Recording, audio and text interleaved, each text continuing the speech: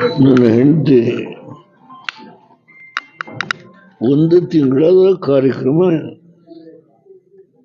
ನಾವು ಕೇವಲ ಮನೆಯವರು ಸೇರ್ಕೊಂಡು ಮಾಡಿದ ಕಾರ್ಯಕ್ರಮ. ಕಾರ್ಯಕ್ರಮದಲ್ಲಿ ನಮ್ಮ ಮಕ್ಕಳು ಹೆಣ್ಮಕ್ಳು ಎಲ್ಲ ಸೇರಿದ್ರು. ಆ ಕಾರ್ಯಕ್ರಮ ಬಹುಶಃ ಬಂದಿದ್ರು ಗೊತ್ತಿಲ್ಲ ನನಗೆ. ಅಲ್ಲಿ ಬಂದಿದ್ರ ಅಲ್ಲಿ ಬಂದಿದ್ದ ಜನ ಎಲ್ಲ ಊಟ ಮಾಡಿದ್ದಾರೆ. ಅದು ಬೇರೆ ವಿಷಯ, ದೊಡ್ಡ ವಿಷಯ. ಬಟ್ ಅದರ ಒಂದೇ ಏನಂದ್ರೆ, ಈಗ ಇಲ್ಲಿ ಎಲ್ಲ ದಿನ ಅವರ ಸಮಾಜ ಹತ್ತಿರಕ್ಕೆ ಪ್ರತಿದಿನ ಅದು ಯಾವ ಜಿಲ್ಲೆಯಿಂದ ಅನ್ನೋ ಪ್ರಶ್ನೆ ಇಲ್ಲ, ಇಡೀ ರಾಜ್ಯಾದ್ಯಂತ ಪ್ರತಿದಿನ ಜನ ಬರ್ತಾರೆ, ಹೋಗ್ತಾರೆ, ಅವರ ಸಮಾಧಿಗೆ ಗೌರವ ಸಲ್ಲಿಸ್ತಾರೆ. ಇವತ್ತು ಕೋಲಾರದಿಂದ ಒಂದು ಟೀಮ್ ಜನ ಬಂದಿದ್ರು. ಅವರ ಒಂದು ಭಾವಚಿತ್ರವನ್ನು ಅವರೇ ಪೇಂಟ್ ಮಾಡಿದ್ದಾರೆ. ಇಷ್ಟು ಅದ್ಭುತವಾಗಿದೆ. ಅದು ನನ್ನ ಮನಸ್ಸಿನ ಮೇಲೆ ತುಂಬ ಪರಿಣಾಮ ಆಗುವಂಥ ಭಾವಚಿತ್ರ. ಈಗ ನಾನು ಮರಿಬೇಕು ಅಂತ ಹೇಳಿದ್ರು ಈ ಘಟನೆಗಳೇನಾಗುತ್ತೆ, ಇಡೀ ರಾಜ್ಯದ ಮೂಲೆ ಮೂಲೆಯಿಂದ ದಿನಕ್ಕೆ 50 ಜನ ಬರ್ಬೋದು, 100 ಜನ ಬರ್ಬೋದು, ಪ್ರತಿದಿನ ಜನ ಬಂದು ಹೋಗೋದು.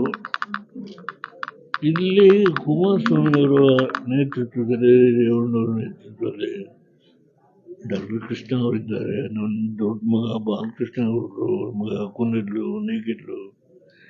ಹೀಗೆ ಏನಾಗಿದೆ ಅಂದರೆ, ಇಡೀ ಕುಟುಂಬ ಮತ್ತು ಸ್ನೇಹಿತರುಗಳೆಲ್ಲ ಸೇರಿ ಅವರು ನನ್ನ ಜೊತೆ 78 ವರ್ಷ ನಡ್ಕೊಂಡಂತ ಅವರ ನಡವಳಿಕೆ ಇದೆಯಲ್ಲ, ಅದು ಇವತ್ತೇನು ಅನ್ನೋದು ನಮಗರ್ವಾಗ್ತಾ ಇದೆ.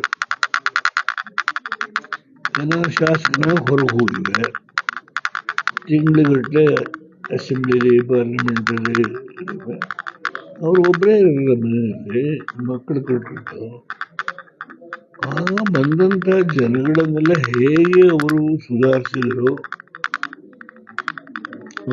ನನ್ನ ರಾಜಕೀಯ ಹೋರಾಟದಲ್ಲಿ ಶಾಸಕನಾಗಿ, ವಿರೋಧ ಪಕ್ಷ ನಾಯಕನಾಗಿ, ಮಂತ್ರಿಯಾಗಿ, ಮುಖ್ಯಮಂತ್ರಿಯಾಗಿ, ಪ್ರಧಾನಮಂತ್ರಿಯಾಗಿ, ಲೋಕಸಭಾ ಸದಸ್ಯರಾಗಿ, ರಾಜ್ಯಸಭಾ ಸದಸ್ಯರಾಗಿ, ಈ ಹೋರಾಟ ದಿನಗಳಲ್ಲಿ ಯಾವುದೇ ಭಾಗದಿಂದ ಯಾವುದೇ ಜಾತಿಯವರು ಬಂದರೂ ಅವ್ರನ್ನ ಸುಧಾರಿಸಿ ಕಳಿಸ್ತಕ್ಕಂಥ ಒಂದು ಅವರ ಮನೋಭಾವ ಇವತ್ತು ನನಗೆ ಅರ್ಥ ಆಗ್ತದೆ. ನಾನು ಮನೆಯಲ್ಲಿ ಹೊರಗಡೆ ಇದ್ದು ದಿನ ಹೆಂಡತಿ ಯಾವ ರೀತಿ ಸಂಭವಿಸಿದ್ದು ಜನನ ನನಗೇನು ಗೊತ್ತಿಲ್ಲ. ಈಗ ಅದರ ಒಂದು ಹಿನ್ನೆಲೆ ಏನು ಅನ್ನೋದು ಜನಗಳು ಅವ್ರ ಬಗ್ಗೆ ಇಟ್ಕೊಂಡಿರ್ತಕ್ಕಂಥದ್ದು, ಆ ಸಮಾಧಿಗೆ ಒಂದು ಗೌರವ ಸಲ್ಲಿಸ್ತಕ್ಕಂಥದ್ದು, ಜಾತಿ ಭೇದ ಮರೆತು ಎಲ್ಲ ಸಮುದಾಯಗಳು ಬಂದು. ಇದು ನನ್ನ ಭಾಗಕ್ಕೆ ಇದೊಂದು, ಅವರು ನನ್ನ ಹೆಂಡತಿಯಾಗಿ ನನ್ನ ಕೈ ಹಿಡಿದಿದ್ದು ನನ್ನ ದೈವದ ಇಚ್ಛೆ, ನನ್ನ ಪುಣ್ಯ ಅಂತ ನಾನು ಭಾವಿಸ್ತೇನೆ. ಜೊತೆಗೆ